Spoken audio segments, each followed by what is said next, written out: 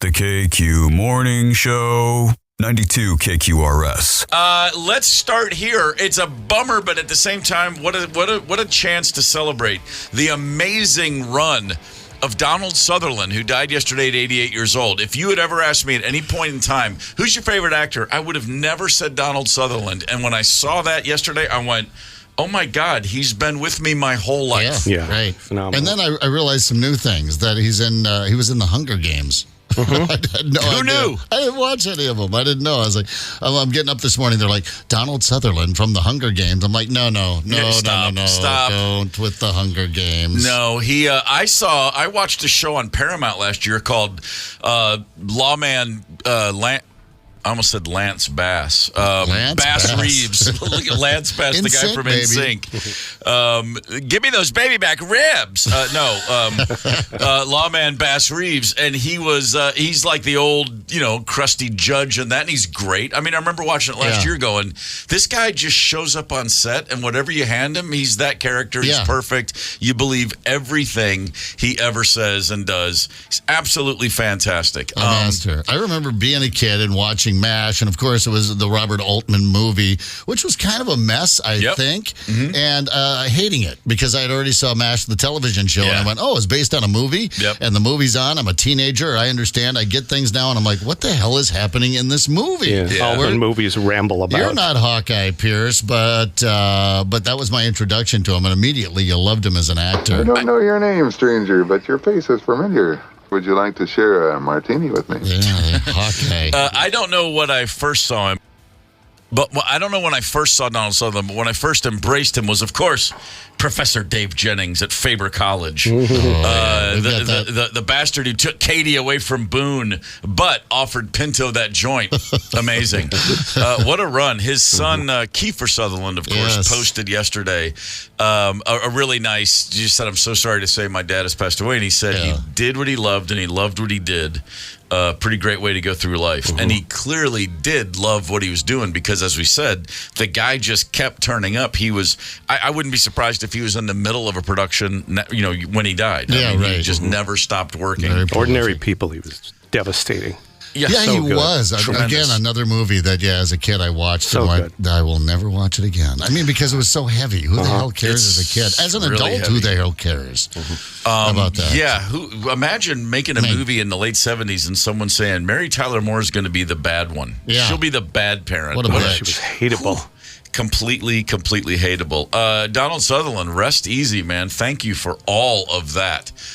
Great work. Kiefer Sutherland has a twin sister named Rachel Sutherland who worked for years with the Kids in the Hall. And I knew Rachel back, I haven't seen her in 30 years almost, but used to see her quite a bit and was just the loveliest human being ever. And they used to say, like, imagine that guy's your dad and she's just a normal, great girl. Like, it was always a thing. Like, wow, he was a really cool dude. He wasn't a movie star. He was an actor. That's what he would have said. Like, no, I'm actually doing what I love to do, and you can save all the movie star crap for somebody else. Not that we don't need movie stars in this world, but he was definitely an actor and a damn good one. So rest easy, Donald Sutherland.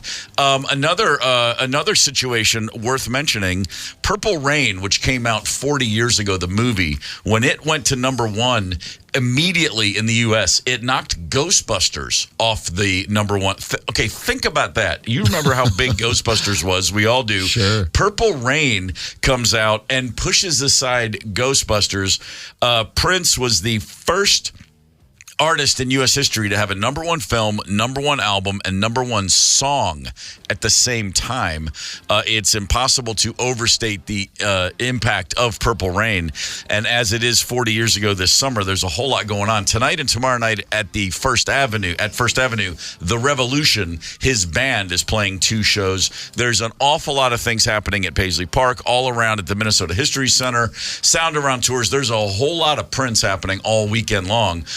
And fittingly, it's raining all weekend long. I don't know that we'll get any purple rain, but it will be raining. Oh, they'll hit the lights downtown, yeah. Oh, yeah, it's gonna be something. I mean, it's funny because I've been here a year and a half, and I know for everybody from this area, Prince is just, it's a part of, it's like saying there's, we got the T-Wolves, and we got the Vikings, and we got Prince, and it's just one of those things. But coming from anywhere else in the world, it's impossible to overstate how much he represents this city to people who've never been here. Like if you've never been to Minneapolis, like my son, who's only 23 years old, before he ever came here, he said when he first got here, he goes, I just thought like everything would be, I thought Prince would be like everywhere. Like he's such a part of the legend of Prince is this city.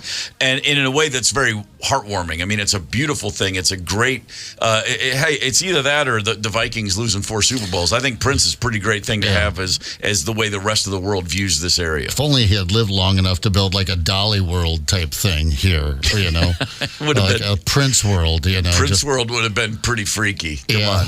Would have been for a good time. Take a ride on the Raspberry Beret, but first, ingest this. I would have gone. That would have been fantastic. So plenty of things we want to get into throughout the day. We've got a cruise tonight. Yeah, we do. Ho! We're going to be singing in the rain, just to sing it in the rain. But before that, we've got to, maybe talk about that cruise. Maybe we're going to give away some tickets. Let's play a game. It's called What's That From? Hang tight. Connect with us on the KQ Talk and Text line, 651-989-ROCK. That's 651-989-ROCK. 92 KQRS. I'm Steve Gorman. This is the KQ Morning Show. It is Friday, which means it's a very special Mike Evans Hollywood Report. Hey, good morning, Minneapolis, St. Paul, and Steve, and Zeb, and Tony. Good morning to everybody. Hey, it's the weekend. Great time to go see a movie. It is Aloha Friday and Movie Review Friday, and it's really rather simple. Inside Out 2, the Garfield movie, and If. All 3 of those movies are still playing at all the Marcus theaters, and they are all great movies for kids. Bad Boys Ride or Die with Will Smith is still playing. It's still really a great movie. Get to Marcus theaters this weekend. A great way to spend a few hours going to a movie at the best movie chain, the Marcus theaters in Minneapolis, St. Paul, and the Metro. By the way, there will be some movie reviews next week, including Kevin Costner's Horizon, An American Saga, Chapter 1. Last week, Jerry West. Tuesday, Willie Mays. Yesterday, Donald Sutherland, all dead. Canadian-born Donald Sutherland, very close to his son Kiefer. My favorite Donald Sutherland films, guys, MASH, Pride and Prejudice, and Hunger Games, Catching Fire. I loved all of his movies, though. Donald Sutherland, as we say back home in Hawaii, Make, at 88. May he rest in peace. Hey, this is kind of interesting. Early yesterday, I got a lot of emails from listeners about the sleaze bag, Bill Cosby, saying, why was he even talking about Bill Cosby? They've been hoping he would die after the things that he did that he was let out of jail for. And then late yesterday afternoon, I was getting even more emails from people saying, gee, it's too bad Cosby didn't die instead of Donald Sutherland. You know what? I tend to agree.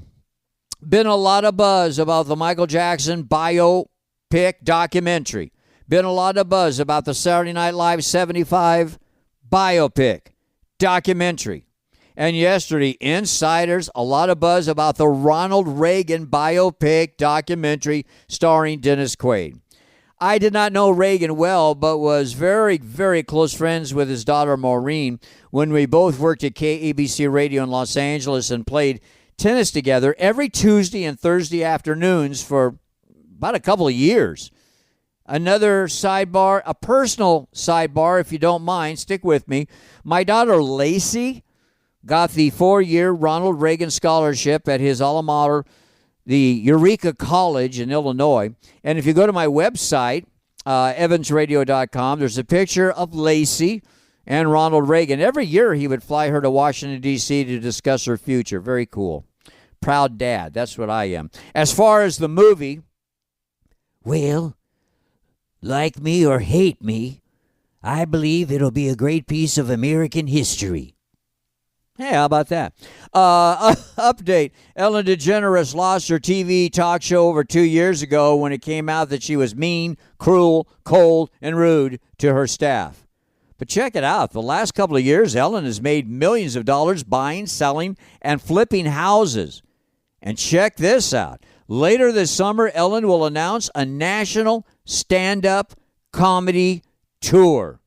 Comment. Enough time has passed. I'm looking forward to seeing the concert.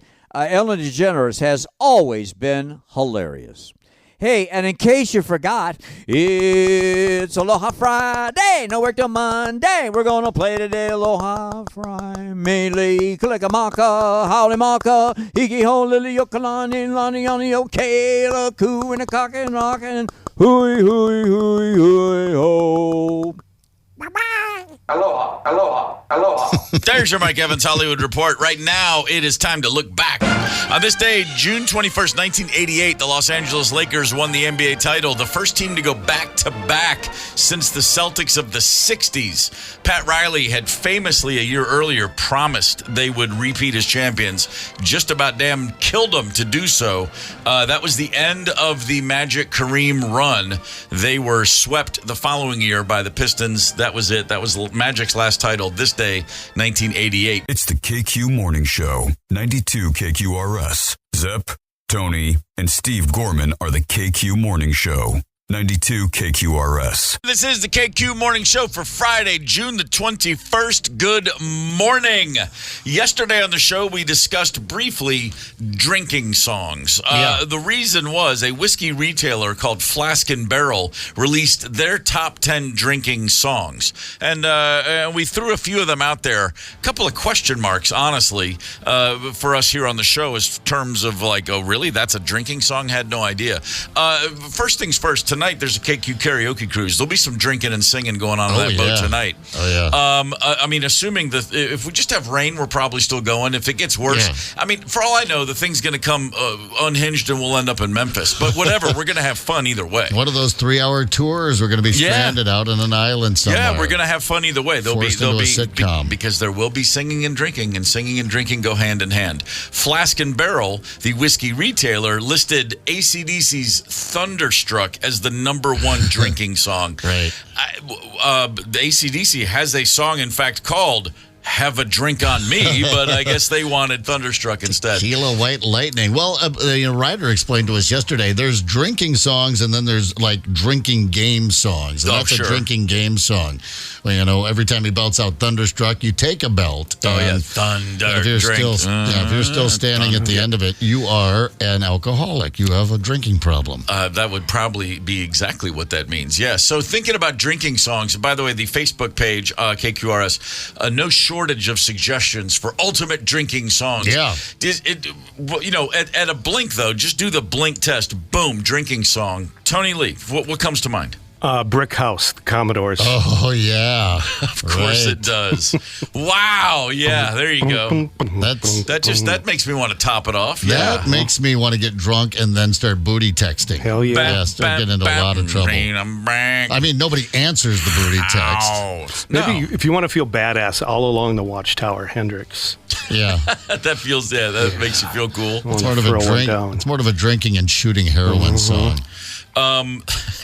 Well, hey, he said badass. Yeah. I mean, let's just step it up. Right. This is true confession time. Uh-oh. Because, now, of course, with a little bit more thought, if you're thinking about the mornings and we're having fun here, like no question about it, if you put on, like, Fillmore East Allman Brothers, I just want to have a drink. Like, the Allman Brothers, that makes me want to happy drink. Yeah. It just connects to a lifelong thing of, yeah, man, and I don't want to, I don't want to pound drinks and throw up. I just want to. That's a bourbon, and that feels good. And I got the windows down, and I'll just rip through all of Fillmore East in a great mood. But that said, my first literal impulse, like, don't think blink response. It sounds ridiculous. I was like, oh, Tom Traubert's Blues, Tom Waits. That's just going to make me want to drink every time. Tom Waits, to me, is just alcohol on vinyl. Sure. Any Irish pub song. That's the good thing about Irish music is you don't have to know the words. You just say shillelagh every couple of verses, and you're just got that you beat just to it. You know that drinking beat. You just kind of hum along. That always works for me. More than a handful of people on the Facebook page posted Piano Man Billy Joel, which I totally get. Yeah, that makes sense. That's gonna have you're gonna put one down when you're playing that. A lot of country music also being noted, and my response to this is, well, yeah, I drink country. I drink when there's country music on too, but for a very different reason, probably. Whatever makes it kind of listenable, I guess. And the most cliched thing I can say, but it's a cliche because it's true. Well, if you're talking country music, please tell me it was recorded before 1990. Then I can take it seriously. Yeah, some Hank Williams without the Junior. Nothing wrong with Junior, but you go back to the original, go back to the source, and that's kind of like your Tom Waits. David Allan Coe, you never even call me by my name. That right, I don't even know the song, and that makes me want to have a drink. That sounds like something Mom had on one of those 8-track greatest hits. Yeah. David Allan Coe. Oh, man. Mojo Nixon got a shout out from Thomas on the page. Are you drinking with me, Jesus? Yeah, pretty great. Are you drinking with me, Jesus? Man. I'd like to think he is. There's really no song you can't drink to. Well, that's just it. When you say drinking music, I'm like, whatever's on when I'm having a drink, that's drinking music right there. There wouldn't be a song that would conversely turn me off from drinking, like, I can't drink my way through this. Turn it off. So yeah, it's all drinking music, I guess. There's a dude in Utah. Check this out. Daniel McDonald is his name. He's a self-described avid beer brewer, and he used some yeast that came from ancient pottery to recreate what he called an authentic ancient Egyptian beer recipe. It's a 3,000-year-old beer recipe from Egypt. Yeah. Do we make it different now? I guess we make it a little bit differently. He needed Egyptian purple barley, emmer wheat, Egyptian balsam fruit, Israeli golden raisins, and frankincense. You can get that at Walgreens. No probs. As for the taste, he said very tangy, hint of citrus. There's no hop flavor whatsoever. There's something about knowing that the Egyptians were whipping up beer 3,000 years ago that makes me feel okay about having a beer. Yeah, well, yeah. I mean, this is what we do. I imagine, that goes all the way back. They were in a cave somewhere, learning how to ferment things and thinking, this is it. We're on to something here. It really is amazing to think about. Like, I'm always blown away. Like, whoever looked at a tobacco plant and went, I bet we can figure out a way to make that real hot and ingest it into our lungs. Yeah, I mean, like the way things are invented or come across, wine and beer, which go back centuries. I mean millennia. I'm amazed. I mean, I would love to see the first guy who figured that out and took a sip, and the first time someone went, I feel kind of different all of a sudden. Whoa, man, what is this? It changed the entire mood of the planet. We've been trying to get effed up. Yeah, pretty much since we stood up. From day one. I mean, hell, man, there was a time when I was probably flirting with there's 14 years old, and you're like, vanilla extract. I wonder what happened if I just said it. Smells good. There's got to be. It smells pretty strong. I'm pretty sure that it was going around. There was booze in mouthwash. Remember that old Listerine stuff? It tasted so bad. It's got to have alcohol in it. Like you were going to sit around and drink enough mouthwash, enough scope to get a buzz, But any little concoction you thought you could come up with. Luckily, I grew up in South Dakota. There was no shortage of just booze laying all over the place, unlocked and readily available, and Mom and Dad weren't, how full was that bottle or how many beers were in that fridge. You can always get away with a couple. On the KQ Talk and text line, 651-989-ROCK, we have one song here, The Wreck of the Edmund Fitzgerald. Well, wow. I mean, yeah. Okay, we got a call, Tony. Who's on the horn? Yeah, Greg St. Cloud and then Joe from Minneapolis have some good suggestions. Greg, what do you got for us, brother? Hey, the ultimate drinking song, best of all time, I think everybody must have forgotten. John Belushi's version of Louie Louie from the Animal House. Whoa. That was messy. That entire soundtrack. Yeah, that's actually, that's pretty great. Yeah, that's good. Babe. Hey, happy Friday, everyone. Yeah, right happy on, Friday to you. In honor of the great Donald Sutherland, an Animal House reference. I'm always happy with that. And Tony, I'm sorry, who else we got? Joe from Minnie. Joe, what's up, brother? Hey, morning. Best drinking song, country western, Charlie Daniels Band, Drinking My Baby Goodbye. Drinking My Baby Goodbye. I'm sorry to say I don't know it, but I've probably heard it before. Yeah. But that certainly Sitting sounds... on a bar stool acting like a darn fool. Oh, yeah. Okay, yep. All right. Yeah, the only thing I don't like about that song is it never worked for me. Drinking never made me forget about any woman. It made me want to go over there and start yelling into her window from her lawn. Problematic. Problematic, yeah, to be sure. Just never, it was impossible to drink her goodbye. It was like, you know what? I think I am going to go over there. I'll make her understand. She doesn't know how much I love her. Yeah, always makes perfect sense and never the right thing. Never, ever the right thing to do. She broke up with me sober. This is going to get her back. She'll love me smashed. Drinking songs, let's discuss. Also, by the way, we talk sometimes. Every time the Powerball gets up to like $1 billion, we talk about what we would do. But, a few of us may have already won the lottery. That would be, of course, the genetic lottery. Let's discuss. Hang tight. Connect with us on the KQ Talk and Text line. 651-989-ROCK. That's 651-989-ROCK. 92 KQRS.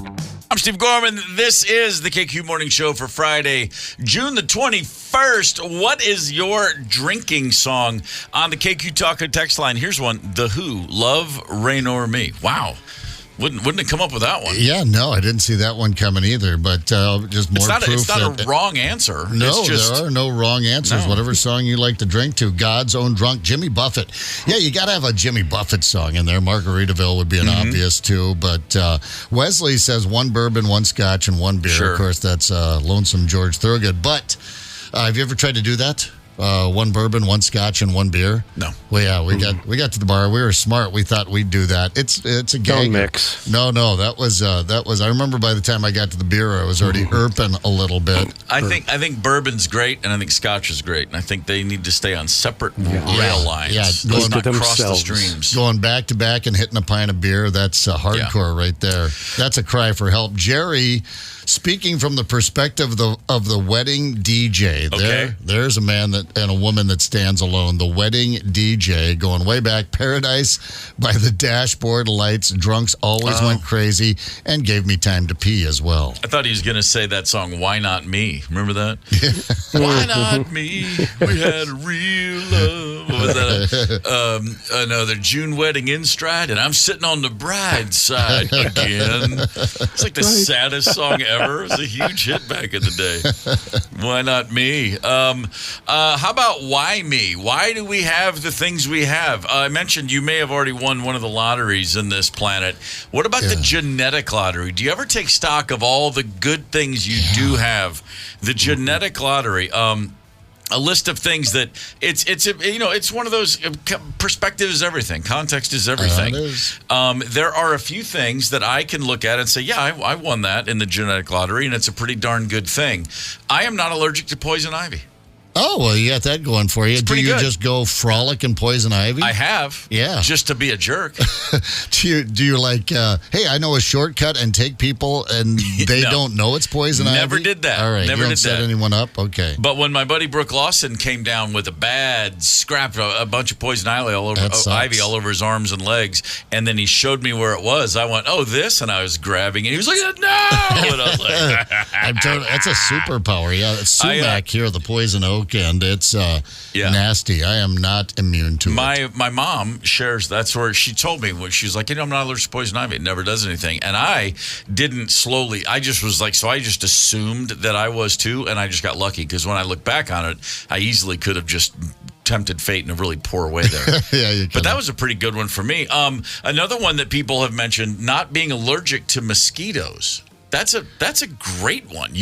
They'll still bite you, but you don't get itchy. You don't even have a reaction. Okay. All right. Yeah. Well, I mean, that is a good one in Minnesota, particularly this year. You can't, walk through any park without getting swarmed. I don't have that. I'm allergic to mosquitoes, but my wife lost the genetic lottery, which means they all bite her. So as long as I'm with Rosemary, I'm pretty much mosquito free. Seems to be more women. I know my mom was like that too. Mom was just out in the backyard, and you could literally have your lawn chair so close to hers your forearms are touching, and they would just swarm her and not bother you. She's the mosquito magnet. That's a beautiful thing. What do you got? I mean, what do you when you look at the list, or do you have anything where you go, like, oh yeah, I got still that got going all my for hair, me? you know. That's a good one. I'm not, I'm not as gray as all my buddies that are, all the way white at this age. So, I mean, I guess I got that one going. I don't have, I don't struggle too much from weight problems. That's, that's probably one because I eat like a hog. Yeah. And I don't work out that much. That's a good one. So, yeah, I feel like I pulled a good card there. Yeah, my hair is going now, but I'm right on pace with my brothers. I have 5 older brothers. My brother Jim was the only one his hair was always very light brown, almost blondish, and so he never went gray. But all my other brothers, complete just, I'm right on pace. Right. I know that by the time I'm like 62, there won't be a single brown hair on my head. Yeah, no. I mean, I will have lost that battle in my 60s, I'm sure, but to still be fighting it here late in the 50s, I feel pretty good about that. I did that 23andMe thing, the genetic testing thing, and that's what they do. More than kind of connect you with ancestors, I was looking for like a direct connection to, I don't know, Sherman or something like that. William Tecumseh Sherman? Yes, exactly. Or Sherman, the character from Peanuts. I was like, wait, who are we talking about here? Either would do, but William Tecumseh Sherman. Okay. I don't know what I was looking for. Some old, take me back to Caesar or something like that. Is it Alexander the Great? Is that what I'm feeling when I'm out there playing football? But anyway, the Hellenistic age has always been my favorite. Right, but no, it's all genetic, and it turns out that I'm not genetically disposed to like dementia or any of those serious injuries, Parkinson's or anything like that. Doesn't mean I won't get those, but genetically I'm not disposed to any of those. So I feel like I got a pretty good hand. It does say I'm genetically disposed to being an asshole, though. Right. Well, that'll happen. But, I feel like, you're going to get one. That's a combination. That's the Pennsylvania and the South Dakota. That's a tough combo right there. That's right. That's like a hot sauce and a hot sauce. You're just going to be hot. The Keystone all the way out to the Black Hills Granite. That's exactly what it is. My sister made the mistake of doing a 23andMe thing, and we all found out that we're not nearly as Irish as we were led to believe. Right. There's all kinds of stuff swimming around in that DNA. We're like, wait a minute. We're 99% Irish. No, we're not. We're not even close. It's like 70, maybe 68, something like that. It reveals all. There's like some Scandic. There's like all this Nordic stuff and some way more German. I mean, which is all fine. I don't care. But the whole idea of just growing up under this Irish flag, I was like, well, okay. Bill Murray had it in stripes. We're all mutts. We're just exactly mutts. Right. There's nothing out there, but... Yeah, what else? Anything else on here? Someone said they have better than 20/20 vision. I thought that was the one I bragged my entire life. I'm like, glasses, 4 eyes, whatever, man. I'm 20/20 vision.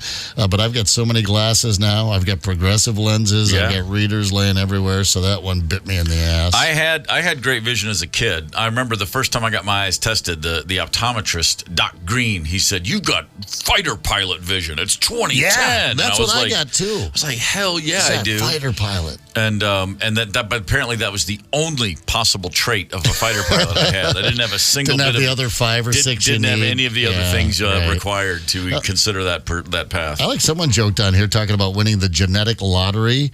Big, luscious breasts. Unfortunately, I'm a man. That's problematic. I was going to say, what's his name? Someone said they can read really fast. I can process lines at a glance rather than going word by word. We probably all think that, but we don't realize how much we're missing. We're like, oh, I got most it. of it. Yeah. Do I have to retain any of it? Then I can read really fast. How about this one? The magic sleep button. I can lie down and fall asleep immediately. I'm pretty good at that. I can't lie down in bed at night at home and fall immediately asleep. But if I'm on a plane or if I'm in a car, if I'm traveling, if I'm moving, if I'm somewhere where I'm actually a little uncomfortable, that's when I can shut down. It's like I have a defense mechanism that allows me to just nod off. Which is odd. I do not complain about that. That to me, that saved me a million times. Oh, no. Sleeping's never been an issue for me. I don't know that I can fall asleep on command, but I do know people that suffer from insomnia, and I just look at them like, man, that's a bad draw right there. That's That's a bad one. That's a genetic slip up there. I would hate to have that one. Yeah, no, that's a pretty tough one. People that have like just great teeth naturally, just perfectly straight, perfectly sized, proportioned teeth. Like Gorman thing, big teeth, big ears, big noses. We're just big parts of the head. You know, it's like Mr. Wow. Potato Heads. Yeah, pretty much. Yeah. Pretty much a lot of that going on. When our kids were, as they were getting a little older, toddler age, my brother Bob actually looked at my wife one day and he goes, "Oh, nice job. Your kids aren't very Gorman-y at all. Thanks. That's really Gorman-y. They're not too Gorman-y. Way to go." Dodge the Gorman. Yeah, that was pretty good. Dodge the Gorman look That there. was pretty good right there. Yeah. But the one thing I will say, I like being tall. I don't like it when I'm, I don't like it on a plane, but I really like it at a gig. If I'm or at a ballpark, anywhere where you're standing in a crowd. On a drum riser. You just want to be taller. I want to be way up there. I don't like the riser. I like to be on the floor, baby. I like to keep it down low, man. Oh, okay. But when I'm, anywhere in a crowd, I don't think I've ever taken that one for granted. The one thing is like I can generally see where I'm going. Rosemary's about 5'4", and so she'll just be like, I watch her walk through any crowded room, and I'm like, you don't see oh wow! Like you're missing all the gaps, like as you can't see them, like the flow and stuff. It's tough. I think about that one a lot. She can get comfortable, like she can probably curl up in the fetal position on a car seat and get very comfortable. That's very true. That is helpful. I was on a flight one time and I was sitting next to a woman who was 5 feet tall. Yeah, and she was like in a little cannonball pose in a plane on a JetBlue seat, right? And she it looked like when I'm sitting on a love seat. That's what it looked. I was like, God, what I wouldn't give if I could just snap my fingers when I get on a plane and lose a foot of height. She can stretch her legs out, her toes, the whole thing. Wow, good for you. That's fantastic. There's someone that says they can lick their elbow. I mean, is that all right? Hang on, it's kind of a contortionist thing, I guess. But God. Yeah, that hurt, and I didn't even come within a foot of my elbow. That's more tongue length than dexterity, I think. That's a gift also. Yeah, that's pretty good. As good. long as you're willing to share it. Hello, Ryder. Well, was that you? Good morning. Is there something you'd like to tell us about genetic tongues? Man, if you don't already know, I can't tell you at this point. Wow. No, I thought maybe this was confessional. I thought we're getting a peek into Ryder's genetic gifts. No, I got the teeth thing though. Like I'm 41 and I've never had a cavity, so that's pretty nice. Damn. And I haven't put a ton of effort into it, so it's definitely a genetic thing. Yeah, you have like titanium enamel. You're a candy eater? Man. No, but and I drunk a ton of pop as a kid, so it was probably going to be that. Yeah, no kidding. That is the exact opposite of the Gorman tooth situation. We got the worst luck. I had so many cavities as a kid. I mean, and I wasn't taking care of them, but it's just what it is. All those buckwheats. That's it. Those buckwheats, sugar-laden, as it turns out. I think it does come down to that enamel thing. I was not great with the teeth when I was younger, but I think 4 cavities I've had. Not many. Liz just texted in, I can proofread just about anything. I don't miss the typos or the bad punctuation or bad grammar. I don't know why. But I really wish I would have put it to work for me a long time ago. The weirdest part is that a sister that I didn't grow up with had the same skill. Okay. Yeah. I mean, you can monetize that. You can also make people feel like idiots a lot. That's Hopefully very true. You're not correcting them too. Also on the text line, I just read this. We were talking about drinking songs. Carl texted in, any rap song makes me want to leave and drink somewhere else. That's pretty good. Which Carl prescribes to the Greg Allman quote, rap is short for crap. Which is one of my favorite lines of all time. But then I always like the Chris Rock comeback. It's not for you. There is that. There is that. Drinking song, let's see. Besides anything by Skynyrd, Nazareth, Hair of the Dog. Yeah, that totally checks out. Oh, yeah. One other genetic lottery win you may have is that you're good with lactose. You have no problem with dairy products. My son Connell, early on, we realized like milk just tears him apart. Cheese, he had to drink Lactaid with his cereal as a kid. It was just one of those things. Oh, you're talking about the genetic? Yeah, no, I'm the bad tummy. Yeah, Big the bad genetic deficiency for me. Yeah. How does cheese work for you? Cheese, okay. Like I can do aged cheddars, hard cheeses. The softer the cheese, the quicker she moves through. Well, check this out. There's a new study out of China that says the single most important contributor to healthy aging and longevity is mental well-being. That makes sense. But second on the list, cheese consumption. I don't associate cheese with Chinese food. No, I'm not at all. suggesting I'm an expert. I have a limited. I just know what I eat at Chinese Could restaurants. you hit my lo mein with some more Parmesan, Yeah, please? I even said that. Ouch. A nice mozzarella on my, I don't know, kung pao.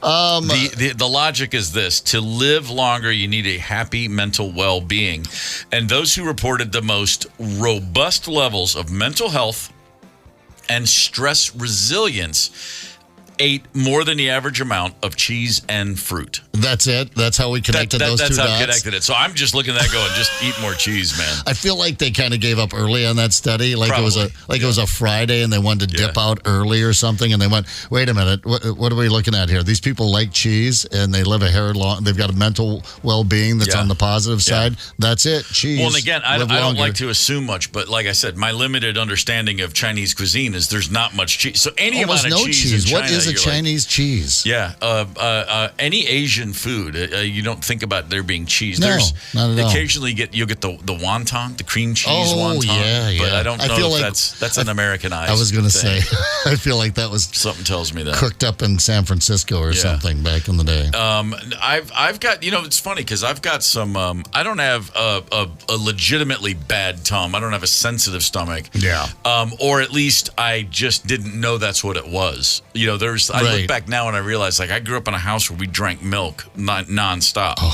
And there's 8 of us, and 3 over the years, 3 of us realized, like, yeah, my stomach was just always torn apart. Like no one ever said try water. Like we just, he's just a little loose sometimes. You're like, yeah, my brother Jim. It's like his whole life, and then one day, finally, like in his 30s, the doctor goes, "You can't handle milk." He's like, "Oh, that's why."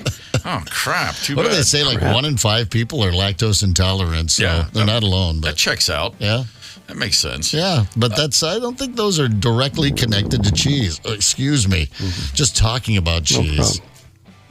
Come on, man. I do know people. And the other thing, too, I don't have a sweet tooth. If we want to go back to the genetic lottery, very happy not to have that. Salt tooth. Because I have a salt tooth, which is hardly ideal. But I have known in my life several legitimate chocolate addicts, people who it's very, very, like, they're just going to eat chocolate every single day, and if they don't, there's a problem. I mean, I'm borderline. That's a wild one, really. My dad was like that. We called him abuser. Candy Man, actually. Yeah, milk chocolate or dark chocolate? Everything, anything sugary. Just chocolate. Oh, really? Yeah, he'd always have a bag of candy in his briefcase. And he got yelled at by my mom one time when he came home, and he kind of tripped, and his briefcase opened up, and peanut M&Ms came spilling out. Oh, my God, that is so Just great. the look of humiliation on his face. He was suddenly a 5-year-old. Is he scrambling around gathering up the peanuts like it's cocaine or something like that? I have a problem, okay? Don't look at me. Right. Don't look at me. Every story about your pop is better than the one before. I know. I just want to give him such a hug at all times. I want to hang out with him. Man, and I mean, like, that's so funny. It's so. My dad was the guy who thought pizza was kids' food. Like, I don't eat pizza. That's for children. Your dad's got peanut M&Ms in his briefcase. Right. Yep. He's the candy man. If one of us, my dad also carried a briefcase to work every morning. If one of us had slid a piece of candy in there, I mean, that would have been like the first steps of a revolution. I would have been like Robespierre if that had happened. I'm trying to overthrow the monarchy or whatever the hell that means. And your dad's walking around with peanut M&Ms in the briefcase. That's outstanding. Yeah. Way more fun with your dad than mine. I guarantee you that much. It's the KQ Morning Show, 92 KQRS. Zep, Tony, and Steve Gorman are the KQ Morning Show, 92 KQRS. I'm Steve Gorman. This is the KQ Morning Show. It's Friday, June the 25th. 21st. July the 12th, Prior Lake, Minnesota, at the Lakefront Park, Pat Benatar, along with, of course, Neil Giraldo, will be appearing. And we would like to send a couple of our listeners out to see that show. Pat Benatar, for the record, still has all the notes. Yeah. She sings like few people before or since. Well, she had a couple of notes that a human ear couldn't hear. You had to be a dog to hear. She lost those notes, but for us humans, she still hits them all. She's a sensational singer. To this day, absolutely top notch. And so we got tickets and we got a game to play. Tony, I see you over there. You've got that little rubbing hands together. Yeah. What bizarreness are you laying down for us today? All right, this is new. I'm anxious for this one. So I think this is either, like I was saying, going to go down like a wet noodle, or this is going to be a huge hit. I'm hoping for the second because I like it. And we're going to play Sly is High. What happens? I slowed down Stallone's voice. Sounds like he's baked. Oh, my God. I'm going to play a clip, and you tell me which Stallone movie the clip is from. Today's Stallone selections are either Rocky or Rambo. Who's contestant number one? Number one is Mr. DJ from Burnsville. DJ, good morning. How are you? Great, thank you. Are you a Sylvester Stallone fan? Yes. Good answer. What about THC? Are you a fan of THC? You don't have to answer that one. Over to my regular phone. I was going to say, are you on a walkie-talkie? It sounded like he was keying in. Roger that. THC. 10-4, out. What's it was on my car phone, and it's raining, so I could barely hear you. Oh, gotcha. Yeah. That sounds a little better. Are you ready to play the game, DJ? Well, he's cutting out, man. Cutting out. That's that damn rain. Should I grab another? Yeah, I'm not feeling good about this one, I got to say. I'm sorry, DJ. I think we got a little... Let's bounce to contestant 2, and I'll get somebody else. Good idea. So we need a second caller, 651-989-ROCK. Someone else phone in. Sorry, DJ, that was just not going to work. So we're going to go on to contestant 2, and then from there, we'll move on to 3. So who's 2? Right. Say hello to Steven from Monticello. Steven, good morning. Hey, hey, hey. Hey, hey, hey. It's Fat Albert. Well, in reverse order, are you a fan of THC? I can't say that I have. Yes, I am. All right. And then what about Sylvester Stallone? How's he working for you? Big fan of Rocky. Haven't seen too many of the Rambos, but flashes are just, yeah. No, it's a guessing game. It's a guessing game. We're all going to have a good time. Good luck to you, Steven. Sure. All right, Steven, your first cut, you tell us, is this from a Rocky movie or Rambo? Here you go. Sly is High. You hungry? I got some things in there. I got, if you like, soda, donuts, or something. A couple cupcakes. Huh? What do you think? Rocky or Rambo? Wow, that's let's 50-50 shot. Let's say that's Rocky. Yeah. Yes, it is. Boy. A couple of cupcakes in here. Entice Adrian with a snack or two. Yeah. All right. She was questioning some of her life choices after that one. All right, Steven, your second cut. You know there's more men out there. You know where they are. Find them. Or I'll find you. Wow. It's intense. Very intense. Rambo or Rocky? Let's go Rambo. Yes, There sir. you go. That's right. Point. Doing very well. 2 for 2. She is. What's your name?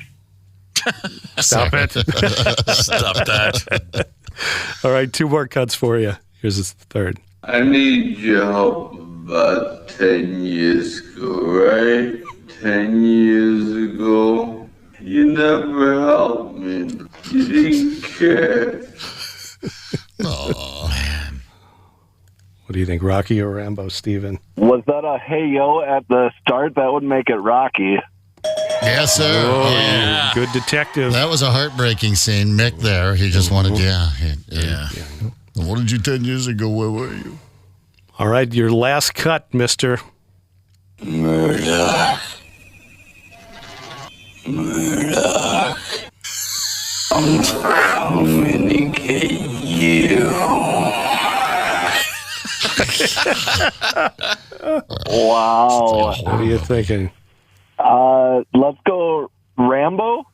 Wow, you nailed it. Oh, Murdoch. Good yeah. man. Oh, yeah. Let's go. The antagonist, Murdoch. Nice. Dennehy Yeah. That's right. in his toughest role yet. Good for you, man. Steven, 4 for 4. In his toughest role, I think that was in the trailer. In his toughest role yet, Brian Denny. Right on, Steven. 4 for 4. Good job, my friend. You are both familiar with the Stallone film, the catalog, as well as, what it's like to be stoned. So, Yeah, well played. It's like to be super baked. 4 for 4. Do we have a second caller locked in yet, Ryder? We got James in North Branch. James, good morning. Good morning. How you feeling, brother? Great. All right, good luck with that turn. Yeah, Listen, taking a left or a right? we're going to... Never mind. He doesn't want to share his I understand. information. James, are you a fan of Sylvester Stallone movies? Repeat that, please. Are you a fan of Stallone movies? Very much so. Well, then you are in the right place. We're going to play Sly is High. You tell us if it's a clip from Rocky or Rambo. Good luck. Okay. Here's your first clip. I've seen worse. Rocky. At least I know worse. Wow. That's Rocky. He's very confident you that is, in should've- fact, Rocky. Should have waited for the lines. It is not. Yes. No. Really? No, that's from Rambo. Man, James, you sold me. That confidence will get you a lot of places in this life. With me, I guess, not with Tony. Just jumped in just a little tad too early. All right, number 2. They drew first blood, not me. They drew first blood. Rocky also. All right, no, sir. First Blood. No, sir, that is Rambo. They drew Yeah. First Blood. Yeah, that was it. First Blood. That was the name of the first Rambo movie. That's right. All right. Number 3. I came in and bought both these animals, huh? Sure, I remember that.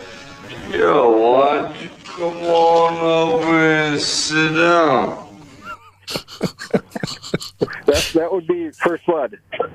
That was in fact Rocky. Yeah, he's making his move on Adrian in the Yeah, pet he is. store. Yeah. Oh, man. Here's your last one. Why do I gotta chase a chicken for? It's embarrassing, you know? Feel like a Kentucky Fried Idiot. Favorite line. That's Rocky. Yes, there you It's got it. kind of hooking There it on the was. table there, Yes. All right, but James. Chasing the Chicken, Rocky 2. Yeah. James, you got on the board with that one, brother. But I'm sorry to say you only went 1 for 4. Yeah. That's not going to be quite enough. He had 4 for 4 confidence though. He sure did. Yeah, that was pretty tough. Appreciate you calling in late and finishing the game with us. Steven, my friend, 4 for 4, has just won you a couple of tickets to see Pat Benatar July the 12th. Congratulations. Happy man. Yeah. He is happy. He's barked up with us this morning. Pity the fool. I was in an elevator with Sly Stallone once. And, boy, he's not a really big guy. Did you No, know? he's not. I was going to say with you, did you put him in a headlock, give him a noogie? It took a second to actually realize. No, that's I was like, that looks like Sylvester Stallone, but way smaller. That's what I Yeah. thought. Yeah. Look at that guy. He looks like a little Stallone. I was that is Stallone. He's like 5'8". Yeah, 5'8", right? 5'8". Yeah. I was no. shocked. Only as God made me, Yeah. Gorman. Super friendly. Hey, man, how you doing? Hey, how you doing? All right. Beat the hell out of a side of beef, though. That's a fact right there. You don't want to mess with that guy. So that's a great game, Tony. I think it worked. Thank that was goodness. not a noodle. That was a hit. Because there's Yeah, a no. lot of wealth of material to draw There upon. certainly is. I'm looking forward to it. That is really good stuff. I wonder. I mean, at some point along the way, Stallone has to have been stoned to the gills. I mean, like, Oh, well, sure, like that. yeah. Imagine Oh, yeah. the conversations he's having. Yeah, no kidding. They didn't want me to direct. I told them I wrote it. I'm directing it. And a little man named Oscar agreed. Yeah, man. You could not get away from Rocky in 1976. Oh, man. My God, that movie was so big. One of the first movies I went and saw at the movie theater, I remember Mom taking Chris and I in, and I ran around shadow boxing for like 2 years. Drove my parents crazy. Yeah. Well, we all ate the raw eggs, too. Oh, I did. We did the raw eggs. You had before football season, went out and puked on 2-a-days, because we had like 4 raw eggs in the morning, and I remember just trying to get that lump, that yolk down my throat. I didn't mind it so much. No, Never did it. Never did it once. No, you're not missing anything. Thought about it. You like bubble tea? No, I don't. Well, it's kind of like that. Lots of that. No, my daughter's a big fan of bubble tea, and I took one sip once and just about hurled when that thing went down my throat. It's just a bizarre. You know what? Just stay in the dark. A tea with lumps in it? Yeah, it's a lumpy tea. It's all the rage. Tapioca beads. Tapioca I beads. freaking hate tapioca for that reason. It's a little strange. There's crap in there. Sly Stallone Stoned is pretty great. I'm a big fan of that. Speaking of stoned, actor Woody Harrelson, who is a longtime advocate for the participation of pot culture.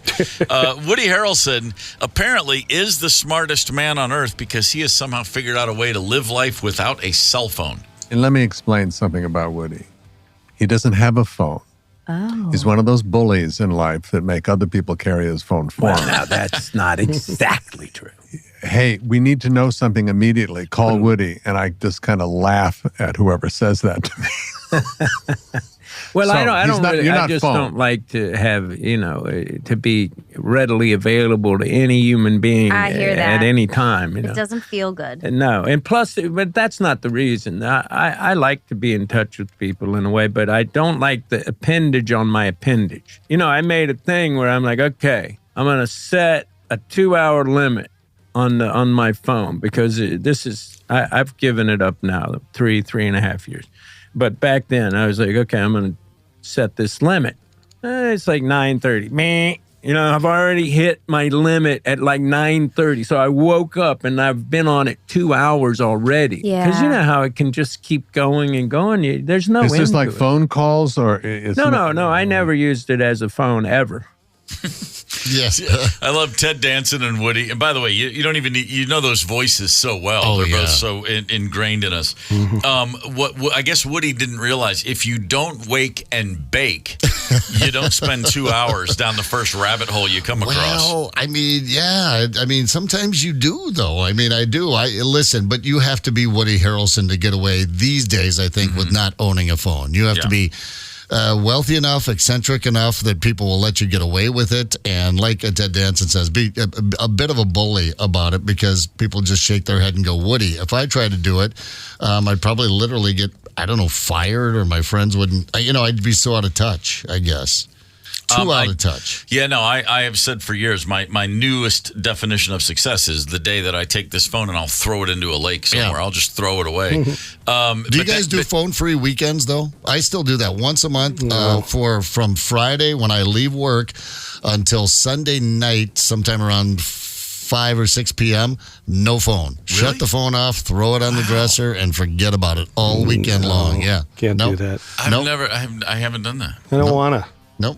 Yeah, no, I like it. Well, you got younger kids too. I mean, my kids are in their 20s, and I still feel weird about it. Like, but I guess if we had a landline, I would think maybe just in case of emergency. But we don't even have that anymore. I don't know. That would weird me out. Yeah, My phone is my friend. Yeah, no, and I do. I'll be Saturday. I'll be like, well, no, I want like Uber Eats. I want some DoorDash. But nope, I don't pick up the phone. I have to go get food for myself. And Tony, it's not entirely a bad thing. Your phone is your friend. Yes. Have you given your phone a name? Tito. Tito. Makes perfect sense. It was always your favorite Jackson. Not named after the vodka. It's his favorite Jackson of all. That's Tito's, yeah. Yes, it's my phone Tito's. That's how it is. Boy, we're a hard-working bunch around here. And by here, I don't mean here at KQ. I mean here in America. We work harder than anybody else, and I can prove it. Hang tight. Connect with us on the KQ Talk and Text line. 651-989-ROCK. That's 651-989-ROCK. 92 KQRS. I'm Steve Gorman. This is the KQ Morning Show for Friday, June the 21st. First things first on the KQ Talk and Text line, 651-989-ROCK. Couple things. We've been hearing an awful lot from our listeners' greatest drinking songs ever. We're still taking submissions. But first things first, we've been corrected. We played a game called Sly is High, and we played a slow clip of Sylvester Stallone telling Murdoch he was coming for him. And I said, Dennehy, the bad guy. Yeah, he's the colonel. Murdoch was from Rambo 2. He was the CIA operative. Oh, correct. That pissed Rambo off. From a couple of people texting that in. Thank you both very much. Murdoch. Charles Napier as Murdoch. Oh, yes, Charles Napier. Pouring I thought he was sweat. the colonel in the first one. All right. It's been a while since I've run down a Rambo movie. It's been a while. Charles Napier, just great in everything. Just always that guy. Yeah. Silence of the Lambs, I believe. That's Donald Pember, damn it. Now talk to him in that scene. Wasn't Napier one of the cops that Hannibal Lecter destroys in that Memphis vault thing? Oh, yeah. Isn't that the one who cut his face off? It hangs him up there like a... Hangs him up there like a big bloody... Jesus. That's Donald Pember, damn it. Talk to him. Oh, that's right. That line. He's got that big underbite. That looks tough. Yeah, he's tough. Just dude. hit me right here.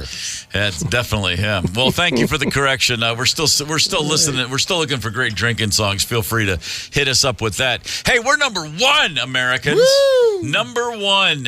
We take the fewest vacation days of any workforce on Earth. Bunch of suckers, man. Hell's wrong with us?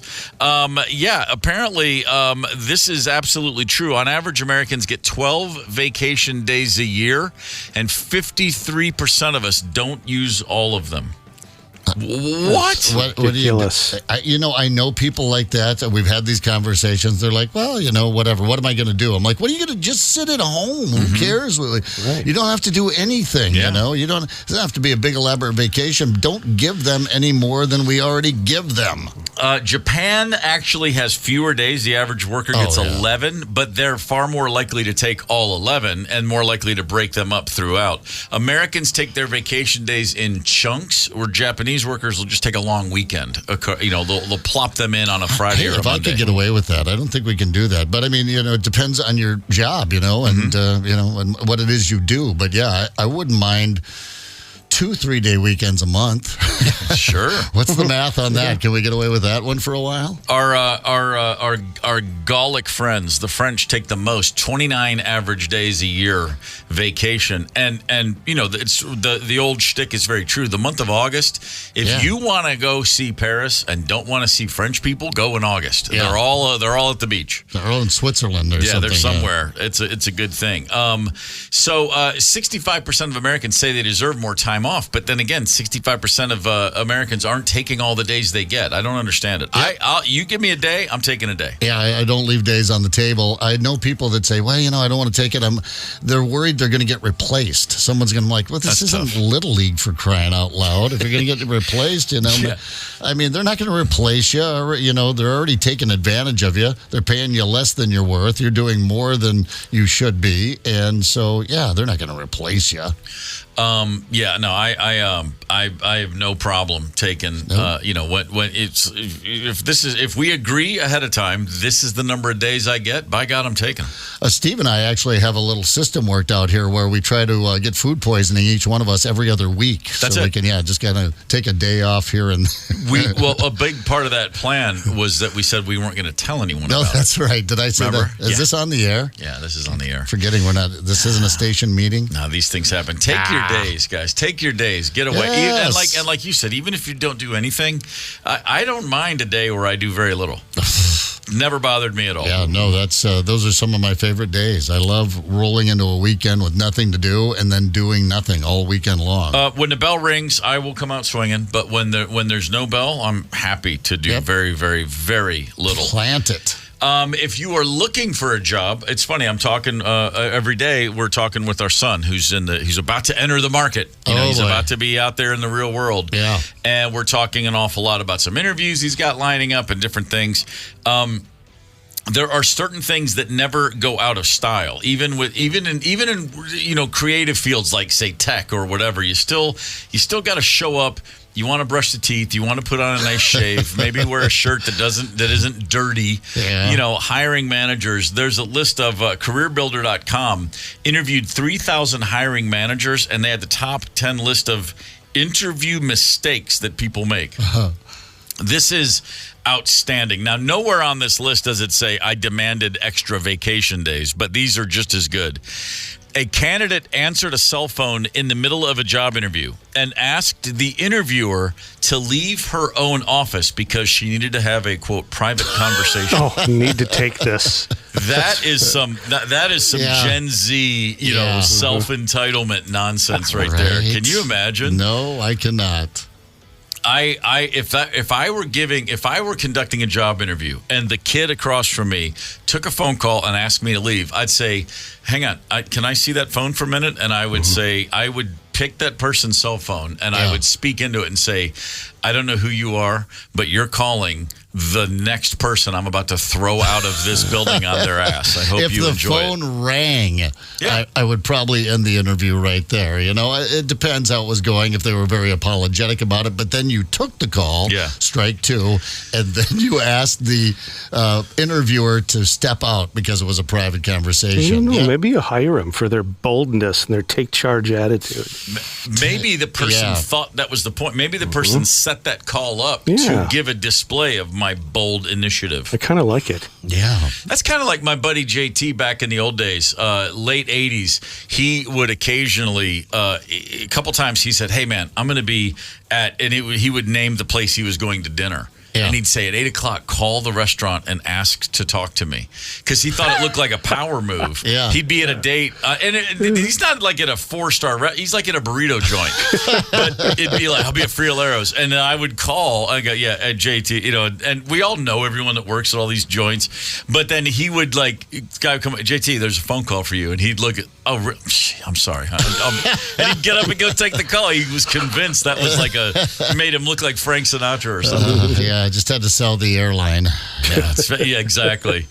How about this one? There's a lot to be said for being honest. There's a lot to be said for recognizing that being honest doesn't mean everything. You choose what to talk about. A candidate told an interviewer, I wouldn't be able to stay with the job all that long because I'm going to get an inheritance when my uncle dies. And my uncle, quote, isn't looking too good right now. That uncle, by the way, I'm sure lived 30 more years. Let's hope. Yeah, they just don't. They're not going to go like you think he's going to go. But there you go. Yeah, I lied. I got it. I interviewed for the produce guy at a grocery store in May of 1985. I just needed a job for the summer. Yeah, and the guy said, I don't want to hire you if you're just going to go back to school in the fall. And I said, no, I'm taking a year off. I'm about to flunk out. Yeah, bold-faced lie. Just because I wanted the job for the summer, and I knew full well last week of August I'm out of here. Right. And he hired me, and I loved my boss. Guy's name his name was something Nichols, but his nickname was Nick, and I loved Nick to death. And about 2 weeks into my tenure, I felt so bad about it. I was like, "Hey, man, I got to talk to you." And he looked at me. He goes, don't even say it. I know. And I was like, oh, you do? He goes, yeah, you were funny. Screw it. But I felt so bad because I was like, man, this is terrible. I wanted a job at this rock station in this one town so bad. And of course I applied and they're like, yeah, we're not hiring. We're not at all interested in you. Okay, but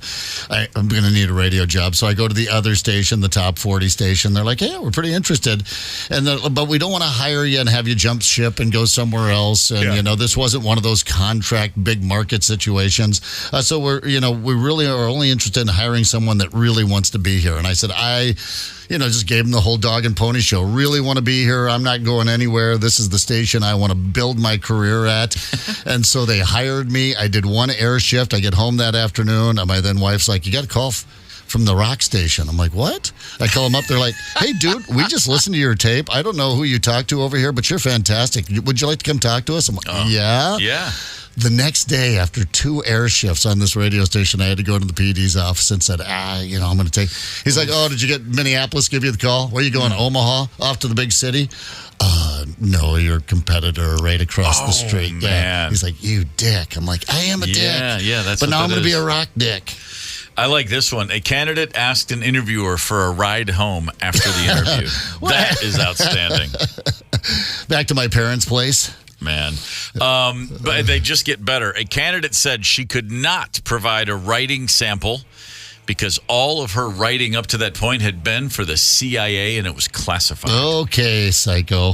Come on, that's I great. mean, that's creative points. I hope they start laughing after that. When I was at school, Western Kentucky, the CIA held interviews on campus. It was announced. The Central Intelligence Agency will be in the Student Center on this day at this time conducting student interviews. If You you're marched interested. right over there, did you? And I was like, oh my God, man! I was so curious. I was like, I gotta see what's happening, and I just couldn't go through with it because I did see the people that were going in there. They were like wearing jackets and ties. They were like seniors with a Spoke plan. like 4 languages. Yeah, and I'm literally a guy like I'm just in my Goodwill wingtips. I bought 75 cents Hey, and a or a slacker pair of would fit Chuck in Taylor anywhere. high tops. Yeah, exactly. I was the ultimate 80s slacker guy, and I'm like, but I learned a little French. Maybe I'll go spy on the French. Learned a little French. I like maybe. bread. Yeah. And a candidate told an interviewer that the guy said, what happened with your last job? And he said, point blank, again, honesty, not always the best policy. I was fired because I beat up my boss. I physically assaulted the guy that used to be my boss, and now I'd like you to hire me. I think some of these people are just trying to stay on unemployment because you do have to apply for jobs while you're on unemployment and show proof that you have. So I think they're just trying to stay unemployed because how can you be that stupid? Man, these are they just get better and better and better. A candidate for an accounting position said, actually, I'm a people person, not a numbers person.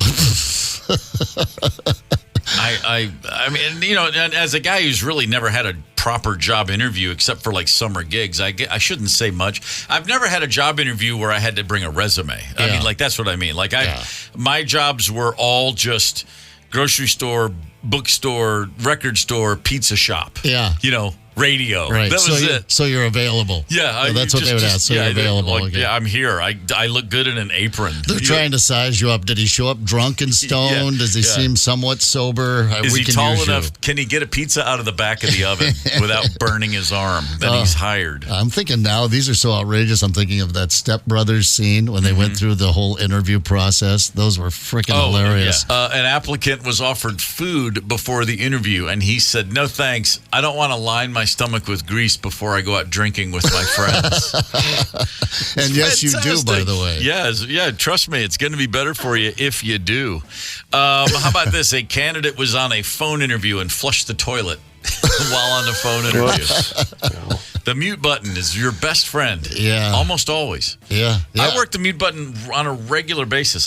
When I'm walking Chauncey, or if I'm out taking I just do a power walk, I always make phone calls. Not as much with Chauncey, but if I'm out doing my walk around town, which I do most days, that's when I make up a lot of phone calls. I spend that. And I'm on the mute button all the time because the wind, you just when you're walking and you're breathing and all that, it's like unless I'm talking, you just get into the habit of that. And I, on occasion, will walk into a bathroom while on a phone call. And the mute button is you've got to just have that burned in as a habit. Absolutely. That's a skill. That's a nice tap right there. I'm looking at Paul messaging us here. My friend, a stoner, applied for a painting job. The interviewer said, we are casual and cool here. Smoking pot is nothing. Just do a good job. Do you smoke? My buddy said, oh, yeah, all the time. Interviewer said, this interview is over. You set a trap for him. Well, that seems a little unfair. You can't say it's cool and then ask him if he smokes. I knew I was not right for the proper job market when I was in college. I read a thing where it said, like, sometimes in job interviews they'll take you to lunch and they if they will look for all Ask these if little you wanna things drink. you do. Yeah. They'll ask if you want to drink, or they'll notice if you put salt or pepper on your food before you've tasted it. Before tasting it. Before Yeah. tasting it. If that's an indication. And I was just like, okay, I think it's time to buy a drum Yeah, kit. I was like, no, I'm not cut out for this world. Yeah, we're not going for a CEO position here where they ask you if you had to walk north for. Yeah, no, let's not play any funny games or tricks because that's how they're going to run their office too. Head games. Here's two bits of good news for you. First things first, Tuesday, June 25th. Half Christmas. Half Christmas. We're celebrating half Christmas next week on the KQ Morning Show. This very much feels like we're making up a holiday to get off work. Might be a horrible thing to do during a job interview. Well, listen, this is the perfect time to just drop it then. We're doing it half Christmas, Tuesday the 25th. Yes. We don't even know what it means. That's how excited we are, but we're going to celebrate. We're going to make up a half Christmas. Did you say Tuesday, June 25th? You're right. Okay, that's 6 months in. Yeah, we're going to have an entire Christmas show. I love this. Christmas, you filthy animals. We're not on the air live on Christmas Day, so we're going to take a half Christmas day. Yeah, I like it. We're going to celebrate. We're going to celebrate Christmas. Kegnog? Yeah, I'm barbecue down. up on the roof. We'll do it all. Yeah. Whatever you got, man. It's Christmas on Tuesday. Nothing but Christmas tunes, Christmas music, Christmas game show, Christmas stories. Are we exchanging gifts? Yeah, we're gonna take pictures. We're gonna eat turkey legs. It's gonna be great. Love it. We'll gonna put on some ugly Christmas sweaters. Yeah, this is gonna be good. This is gonna be good. That's exciting. And here's something else that's very exciting, and a big tip of the cap to our friends in the United Kingdom, specifically the little country on the southwest side of England called Wales. Wales, I've spent some time in Wales. Yeah. Lovely folks. They are the first country who might very well pass a law that makes it illegal for politicians to knowingly lie. They will, if you are caught in a lie, you will be banned from office for life in Wales. They're gonna run through the villages there pretty quick. Well, I mean, with basically, politicians. if you're running for office in Wales, it's usually student council, so it's not that big a deal. But they're really trying to make this happen. It's a new bill. It will be illegal for politicians to knowingly lie. If it's a law, this will be the first country on earth to introduce criminal sanctions for lying politicians. You will be disqualified from holding office. This includes making a statement that is known to be false or deceptive. So you have to be intentionally lying. The problem is it has to be voted in by current Welsh politicians. I wondered if it was going in that direction. Yeah. So, but that said, this is one of those great litmus tests where it's like, let's see who votes against this. You know what the litmus test here is? If that's what people really want. Well, that's exactly right. I get a feeling, careful what you wish for. I think people like to be lied to. Very true. Do you want hard truth from your politicians? What it really takes for some solid governing? I don't think people want to hear. I think this will be the first law that is ever unanimously agreed upon, but still not put into law. Everyone voted for it, but they just haven't signed the piece of paper yet. God, I hope they do it. And what better place than Wales? But it is a perfect little trap, though. It's like, why'd you vote against it? You're already in office, but why did you vote against it? It's not retroactive. From this day forward, if you knowingly lie, you're out of office. No, I don't think that's a good idea. It's like Lyndon Baines Johnson when he was running for the Senate race in Texas against Coke Stevenson, a legendary Texas figure. Yeah. He had he said to his staff, 1948 Senate election, LBJ said, I want you to leak that Coke Stevenson has sex with the animals on his ranch, specifically the pigs. And this is true. And the guy looked at him and goes, he's a beloved figure. No one's going to believe that. He goes, I don't think they'll believe it. I just want to see that sumbitch deny it. That's politics right there, baby. LBJ. Of course, that derailed him. Oh, no, it didn't. He was president. Anyway. Hey, so what else is on the show today? Oh, Donnie Morley's going to call in, our buddy. Oh, yeah. We're going to talk about St. Croix Valley Riders Rally in the Valley coming here before the top of the hour. Hang tight. It's the KQ Morning Show, 92 KQRS. Zep, Tony, and Steve Gorman are the KQ Morning Show. 92 KQRS. I'm Steve Gorman. This is the KQ Morning Show. It is Friday, June the 21st. Good morning. We are talking about drinking songs. We're talking about job interview mistakes. We're talking about a KQ karaoke cruise tonight. We're talking about a whole lot of stuff. One thing we have yet to mention, and that is because we've been waiting until right now, is our friends from the St. Croix Valley Riders have a big, got something cooked up for tomorrow. And Donnie Morley from the St. Croix Valley Riders is joining us on the horn to tell us what's happening. Don, good morning, sir. Hey, good morning, Steve, Zep, Tony, and Ryder. How are you guys? Rocking and rolling. And congrats, a newly elected president of the St. Croix Valley Riders. Oh, by the skin of your teeth, Zep. Talking to the top dog here. We're going straight to the authority. All right, so we've got... Wait, that would be Potkrooks. It doesn't sound as good as POTUS. Sorry, I'm trying, brother. I'm not able to pull it out. We're just going to call him Prez. Top dog. So, Donnie, a lot of our listeners listening right now know the St. Croix Valley Riders through the Chili Feed. The Chili Feed's been standard. It's been around for a long time. It's a big party out there at the Gaslight Tavern near Ellsworth, Wisconsin. And then you guys also in the middle of the summer used to do the Round Barn Run, but no more Round Barn Run, and it's been sort of replaced with a new ride that you're starting this year, a new rally in the valley out the Gaslight Tavern. That's tomorrow. Tell us all about it, man. Amen. The rally in the valley, it is not it's not like a typical bike ride. This is a party. We're going back to like the late 70s, early 80s Kager parties that we used to have out in the valleys and out in the woods. You have everyone's attention. Yes. Yep. We are trying to just have a good time, not do anything wrong, not get anybody hurt. I think we're going to come close to getting people hurt. We've got about 8 modified and non-modified fat tire mini bikes out there. We're going to be doing some fast track racing, some jousting, some barrel racing, and then if we've got a big enough mud puddle, I think we're going to get really crazy and do a little mud drags. This is good old-fashioned biker mayhem. Good times out there. Wait, are you guys jousting on bikes? Well, I can't.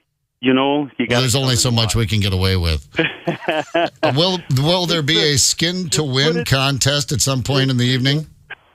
Just put it this way. Yeah. My wife took out a larger insurance policy yesterday because I bought a fat tire mini bike, and I'm going to get pretty serious with it. Oh, man. Okay, this sounds We're going to have some fun. What was that last question? I'm sorry, I didn't quite hear you. I just said later on at night, I'm sure there's going to be some live entertainment, and then I know the St. Croix Valley Riders, you like to have some fun out there. Will there be perhaps a skin-to-win contest? Something like that, perhaps? Well, the Gaslight grounds where the festival's at and the camping, it's surrounded by the Trimble River. And it used to be a creek. It's kind of a river right now, and I think we have some kayaks out there. Yep. We might have some fun with kayaking. We might have some fun with mud wrestling. The patrons that come out, it's really up to them. If they start it, we're not going to stop it. All right. Well, St. Croix Valley Riders, we're talking with the Prez, Donnie Morley here. The St. Croix Valley Riders dedicated to supporting and endorsing motorcycle training, education, and advocacy at both the state and national levels. With that little bit of business out of the way, this is just a good old throwdown party fundraiser for the St. Croix Valley Riders and for supporting our legislative rights and all that good jazz. All right, what do we need to know? Tickets at the gate? Tickets at the gate, $25. You can check in tonight if you want. If you're a hardcore camper, you can. The $25 includes camping tonight and tomorrow. We've got beer. That ticket will include beer at the outside bar served by the Gaslight bartenders.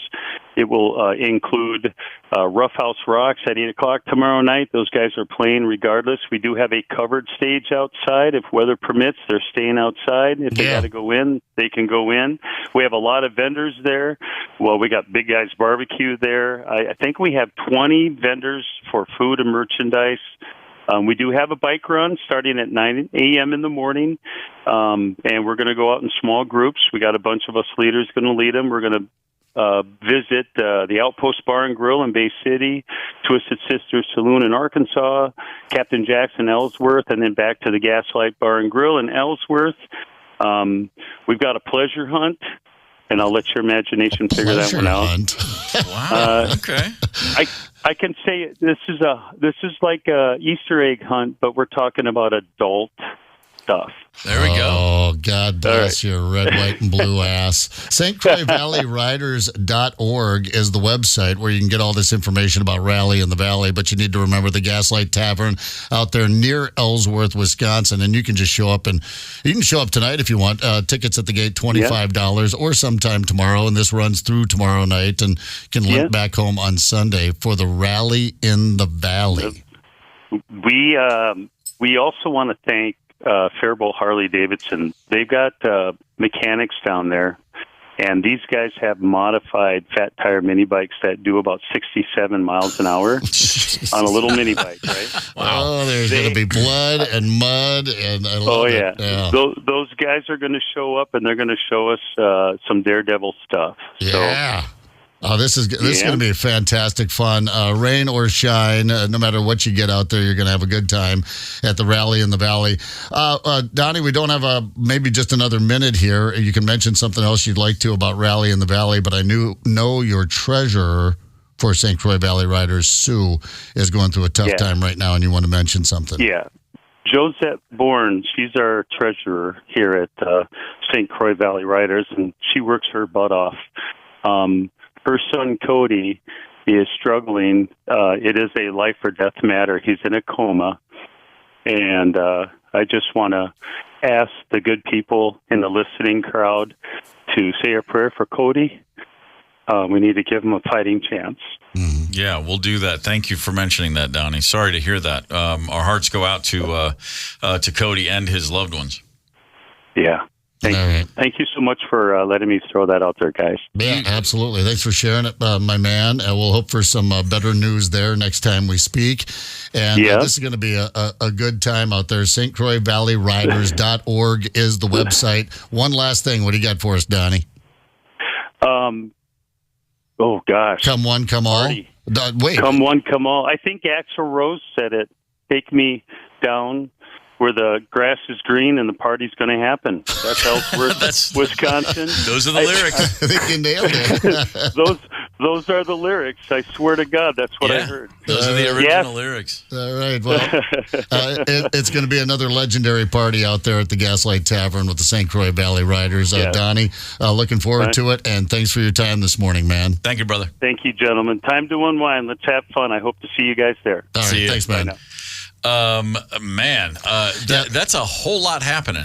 Yeah, that's right outside of a little something called city limits. Once you get outside those city limits, and the St. Croix Valley Riders take full advantage of that, it is a damn good time. I highly recommend it. That definitely sounds. That's a lot. It's just you don't get these parties very often anymore anywhere. So if you're ready to let your hair down and buckle your, I don't know, uptightness and just go out and have a good time, this would be the place to do it this weekend.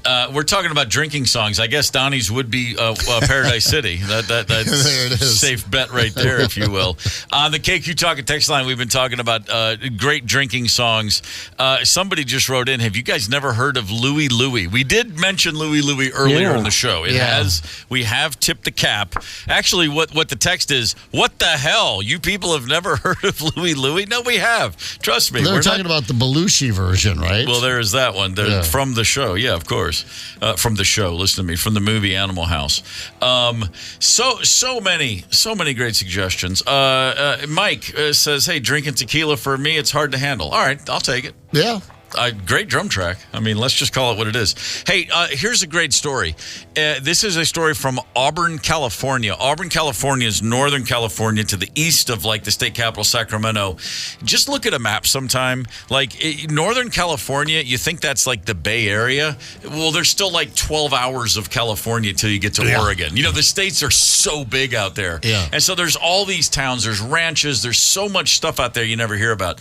There is a family in a town called Auburn, and 5 years ago they had a pet donkey named Diesel. Yeah. Diesel went missing in 2019. Now it's a husband and wife, Dave and Terry. Dave was on a hike and he brought Diesel along on the trail, and something spooked this donkey. Again, this is 5 years ago.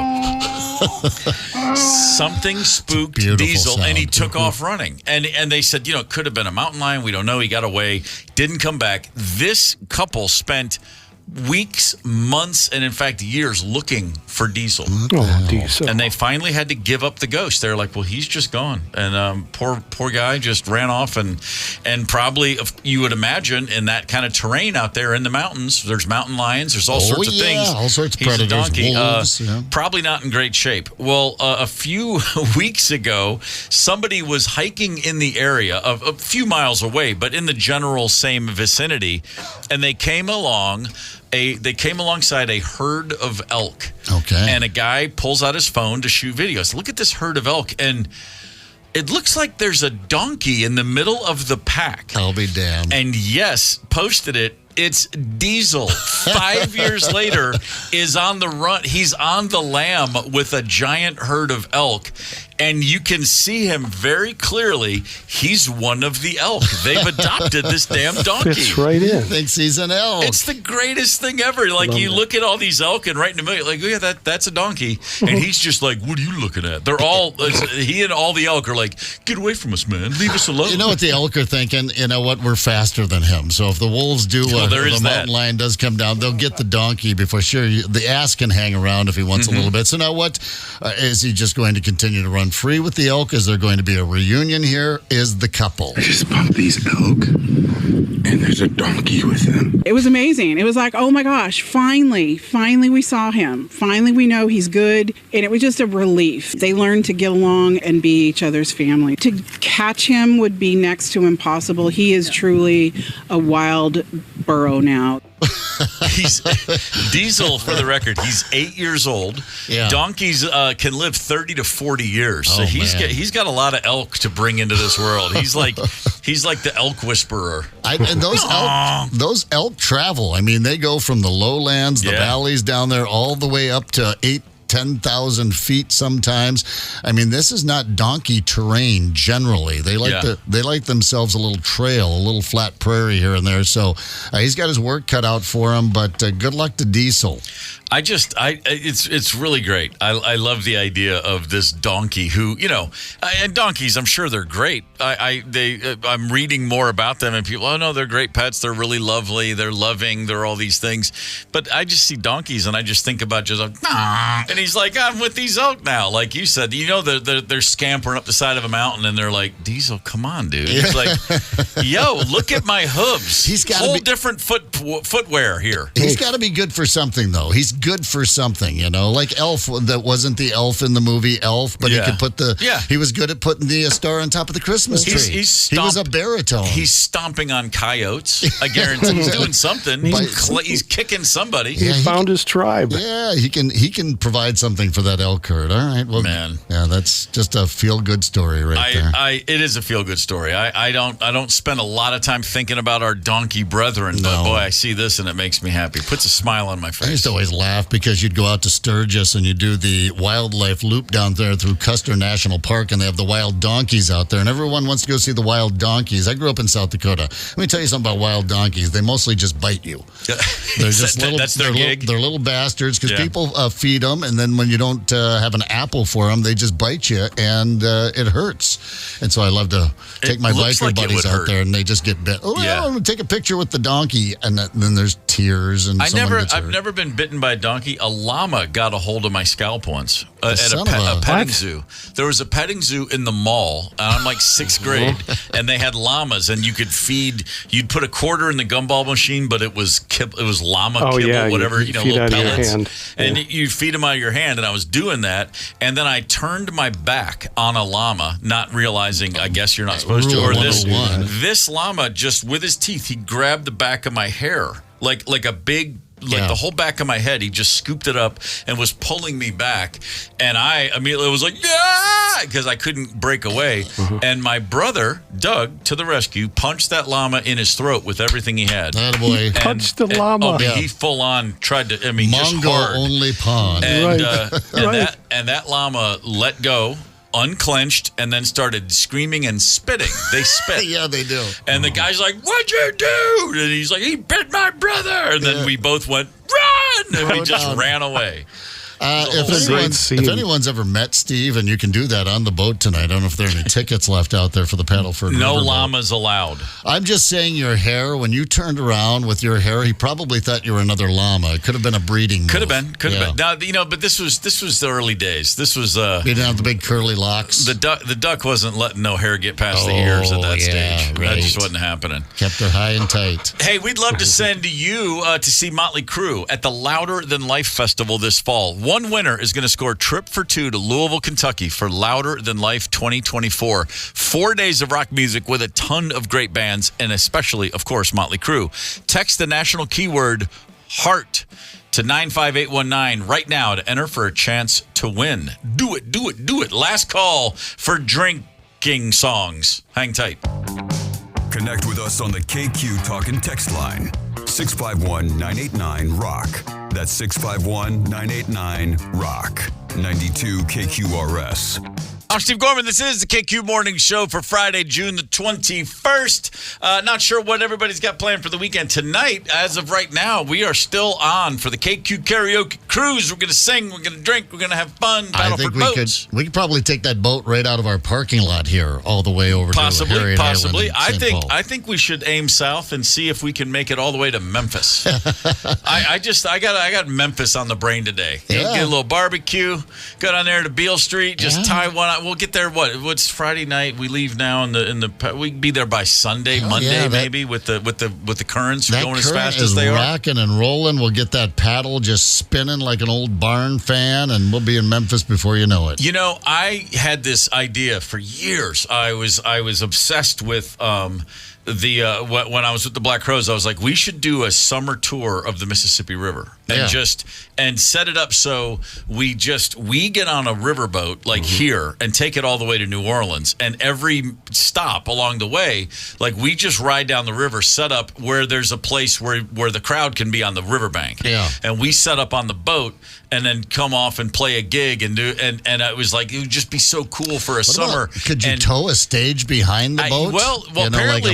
Apparently it was logistically kind of tough. There was a lot of issues going on. Be like a rockin' Huckleberry Finn. That's what I wanted it to be. I was cool. like, come on, no one else is thinking of this stuff. And then my manager finally goes, I bet a lot of people have. It's impossible. Yeah. I'm like, well, then what's the point? If we can't pull off the impossible, what are we here for? Why dream? You know what you find out when you live near rivers, which most people in the world either live near the coast or near a river, is a river is not the coast. A river is not a lake. A river is not even the ocean. The ocean's a whole different breed of bastard. But the river, I could just see, you think you're just going to float and play some shows? That sucker winds and twists, and the currents and the tributaries. I bet it would be.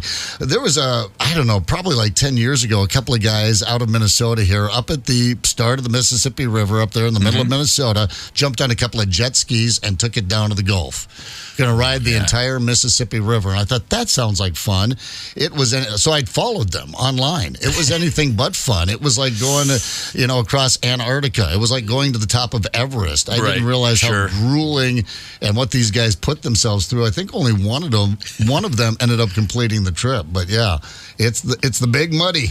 You just trying to be creative. It sounds trying fun. to do something cool. I didn't know the river had its own mind. Yeah, I didn't know these things. She can be fierce. A couple quick stories to share with you. A farmer in Great Britain 50 years ago had a Rolex watch. It had been a gift. He wore it for 20 years every day. And then once while working on his farm, he lost it. It fell off his wrist. Yeah. Doing farm work. Turned up, spent days looking for it, never found it. 50 years ago. It has been reunited with its owner. Wow. Check this out. recently, his son gave an amateur treasure hunter permission to use a metal detector on the family farm to look for hidden coins. And this guy came across the not seen for 50 years Rolex watch.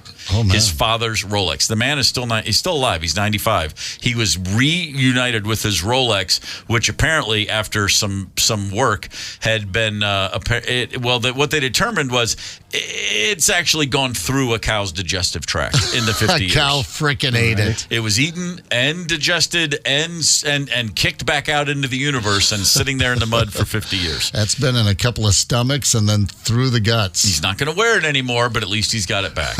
I think that's what's most important. And secondly, on a story that kind of connects, remember, don't get into an argument with a stranger and then step into a porta-john. Just a quick tip for a healthy and happy life. Yeah, an 18-year-old man. It's just so funny when it says an 18-year-old man. And stop. You're a kid at 18. I'm sorry. Man. In New Hampshire, multiple criminal charges because he had a argument at a little park in Dairyfield Park, is what it's called, with a woman who he's arguing with a woman he doesn't know about something, maybe about whose turn it is for the porta-john. Yeah. The woman steps into the porta-john with her 4-year-old daughter, and dude tips it over. Oh. Tips it over with a woman yuck. and her 4-year-old in there. What a pig. The woman went inside. The man pushed it over. Bystanders on the scene rushed to help free the duo. They got all kinds of stuff covered all over them. And this is a crime. Oh, by the way, when the police showed up, the 18-year-old then attacked one of the cops just to add injury to injury. Yes. He went ahead. So he's a long way. The tip, really, it's simple. Just don't argue outside the porta-john door. Or if you do, don't then step into the porta-john. If he feels like a smart-ass fighter when they get him into county. Yeah, that's exactly right. Take your attitude right in there with those fellas. See how that works out for you. Drinking songs. We had a whole lot of texts and Facebook posts today. Hell yeah. A whiskey retailer, a distributor, listed their top drinking songs, and they had AC/DC's "Thunderstruck" as the #1 drinking song. We took exception to that. We had a whole lot, but from the listeners, we have pretty much got our top 10 figured out, pretty close to it. An awful lot of Nazareth Hair of the Dog. That checks out. Good. That makes perfect sense. Right. Neil Diamond, Sweet Caroline. So, yeah, it is. I mean, that's a drinking song. It's turned into almost sort of joyous, over-the-top drinking. And when that comes on, everybody's got to do the big dance. Is it just because of the bop, bop, bop? That's the thing? I mean... It's a good sing-along. Yeah. I guess the bop, bop, bop. That's They exactly get excited about that? Oh, yeah. You get drunk out on the dance floor at your bar. What's the big, how's the saying go? Hey, get laid. Yeah. Good times never been so... After whatever. Good times never got me laid? What? Oh, no. There's a writer help me Good out. Times was a show with John Amos. Isn't that good? The old the late great John Amos. Is he late or is he just great? You guys gonna make me Google it. Oh man, come on, John Amos. He was awesome. Yeah, I'm sorry. John Amos is still alive, by the way. 84 years old. There you go. Sorry, he's just great. American Pie, also on the list of most. These are contributions from the text line. A lot of American Pies, which I largely because it's just so long you can work through a sixer in one play. But you still know all the words. Even as long as that one is, you know every lyric. I do love that anytime there's a drinking question, Ryder pretty much has the answer. She understands the significance. Oh, yeah. Okay, how about this? Trooper, Raise a Little Hell. Didn't see that one coming. Oh, raise a little hell, raise a little hell, raise a little hell. Yeah. Oh, yeah. Fair enough. That's pretty good. Louie, we've talked about it several times on the show today. Ryder asked Louie or Wooly Bully? Louie. Sure. Louie. Yeah. Wooly Bully's good. I mean, it's a fine. If you don't get Louie, go with Wooly Bully, but you got to go Louie in a pinch, I think. That's pretty safe. Billy Joel's Piano Man makes perfect sense. Yeah. I'm never going to be accused of making love to a tonic and gin. No. That said, I've certainly had a lot of gin and tonics, and it's a fine beverage. It makes, being a day-to-day drunk sound romantic. It certainly does. It does. Yeah.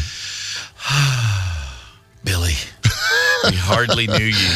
Yeah. Just ask Billy about day-to-day drinking. George Thorogood, I Drink Alone. One of his many songs about drinking. A lot of drinking tunes. One bourbon, one scotch, one beer. We talked about that one this morning, and many others. And then AC/DC did make our top 10 list, but not Thunderstruck, but of course, Have a Drink on Me. Yeah, exactly. That's perfect. It's all in there. Yeah, it makes perfect sense. And then finally, Albert Collins. Ain't drunk, I'm just drinking. Come on, that's tough to beat. Play your cards right. You might hear that sooner than later. But right now, it's important that we look back. Oh, I'll tell you what happened on this day, June 21st, 1988. The Los Angeles Lakers defeated the Pistons in Game 7 of the NBA Finals, which gave them back-to-back championships. The first team to do that since the late 60s, Boston Celtics. The Detroit Pistons were oh so close to breaking the Lakers' spell. A year later, they did just that. A year later, the Pistons swept the Lakers. Yeah. This was on this day in 1988. This was the end of the Kareem Magic era. Showtime officially ran aground the following season. The bad guys finally won. 5 championships in 8 seasons. The Lakers owned that decade. No disrespect to the Celtics, but I have no respect for the Celtics. There, I said it. They eked at least one out of there, didn't they? Screw them. They got 3. 3? Screw them. Get the KQ Morning Show podcast wherever you listen. 92 KQRS.